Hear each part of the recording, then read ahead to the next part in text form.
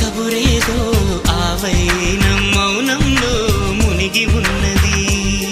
చిగురాకు చాటు చిలక ఈ అలజడి ప్రేమేగా, అనుకోని దారి గనక ఈ తికమక తప్పదుగా.